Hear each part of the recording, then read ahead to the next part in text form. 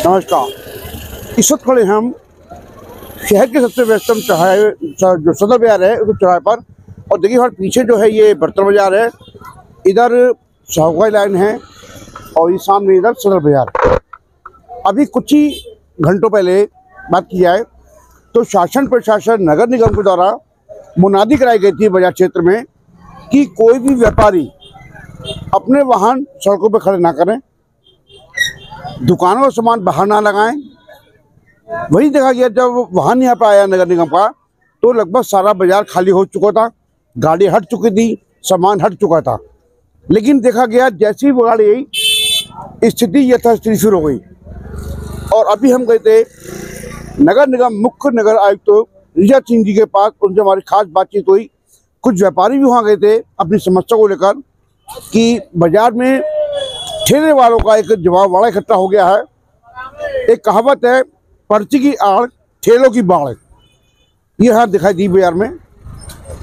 और सबसे सवाल ये है, अभी 1 महीने पहले मीरा मार्ग में प्रकरण हुआ था, ठेले वालों फल वाले ने एक व्यापारी के बेटे का सर फाड़ दिया था। वही पुनरावृत्ति कल फिर हुई।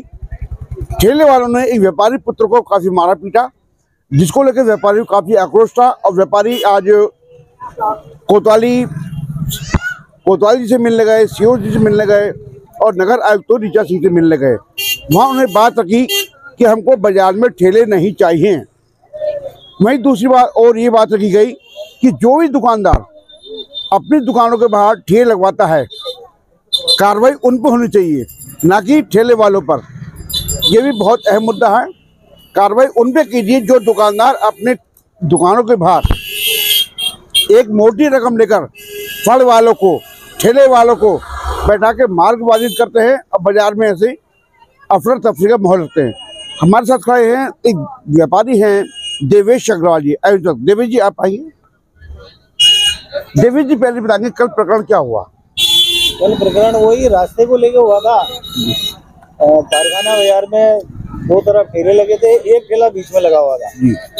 तो हमारे राजीव भाई का बेटा जा रहा था घर खाना खाने, उनने एक ठेले वाले से कहा ठेला डाले, तो उनने जो है बदतमीजी शुरू कर दी। अब बदतमीजी शुरू हुई तो ठेले वाले जो परमानेंट ठेले लगे हैं उनका दो पुत्र आए, उठ के उनका स्टाफ आया, उसको मारने लग गया। हमारे व्यापारी का पुत्र कोई लड़ने वाला नहीं, सीधा साधा सा है, तो वो डर के मारे भाग गया आगे।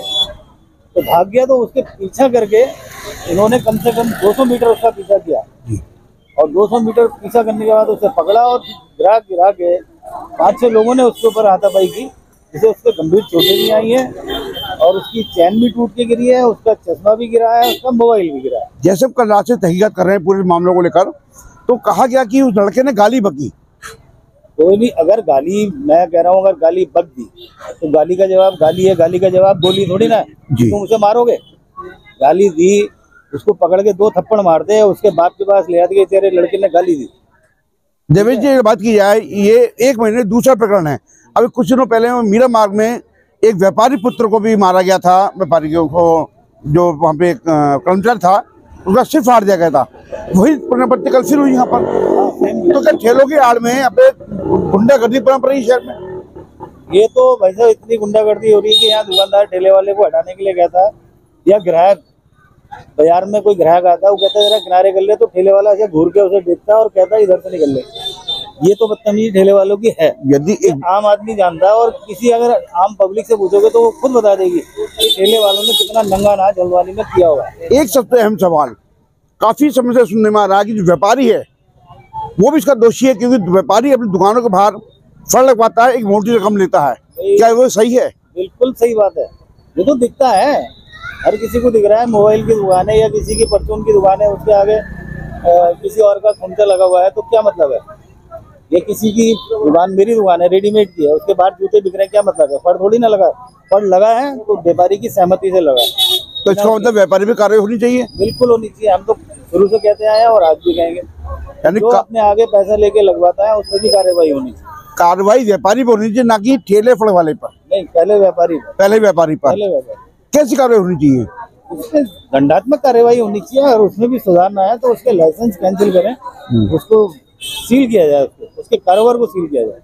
हमने भी आगे हमें रोड खाली चाहिए। प्रशासन को तो एक ही चीज कहनी चाहिए कि हमें रोड खाली चाहिए। हमने कई व्यापारियों से बात करी तो व्यापारी कहते हैं हम रोड लेते नहीं है, तो क्यों बैठा रखा आपने? नहीं, कोई नहीं लेते तो ऐसे कहे मेरी दुकान के आगे क्यों बैठ जाएगा वो? जी, बात ये है कि नहीं होता। तो हमने देवेश जी कहना है व्यापारी ये झूठ बोलता है कि हम इससे कुछ नहीं लेते। अगर ऐसा ही होता तो दिवेश भाई की दुकान के आगे भी 2 फड़ लगे होते। ये बहुत अहम मुद्दा है कि दुकानदार अपनी मोटी कमाई के चक्कर में करता है कमाई और व्यापार बाजार को रखता है अस्त व्यस्त। बिल्कुल अस्त व्यस्त हो रहा है। इसी वजह से बाजार में अच्छे कस्टमर का आना जाना बंद हो गया, लगभग बंद हो गया। और अभी एक बात और बता दूं, राष्ट्रीय खेल महोत्सव चल रहा है, खिलाड़ी भी बाजार में आएंगे तो मतलब वो भी अपनी कुछ परचेज करेंगे। क्या छवि लेके जाएंगे शहर की? शहर की जाएगी। कहीं उनके साथ कोई दुर्घटना हो गई, छेड़छाड़ हो गई, कोई लूटमार हो गई, जिस तरीके से कल व्यापारी के पुत्र के साथ हुआ है, अगर कभी उसके साथ हो गया तो हल्द्वानी का क्या नाम रोशन होगा, उत्तराखंड का नाम रोशन क्या होगा, उत्तराखंड का क्या नाम रोशन होगा, ये आप समझिए।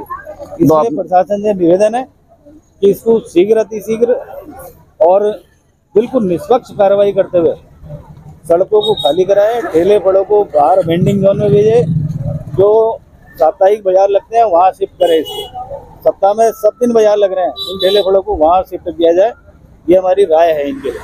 तो हम गरीब का बुरा नहीं चाहते। आपने कहा ये व्यापारी है देवेश अग्रवाल जी का भी ये कहना है कि फल और ठेले बाजार में कतई नहीं चाहिए। बिल्कुल नहीं चाहिए, हम इसका खिलाफ है।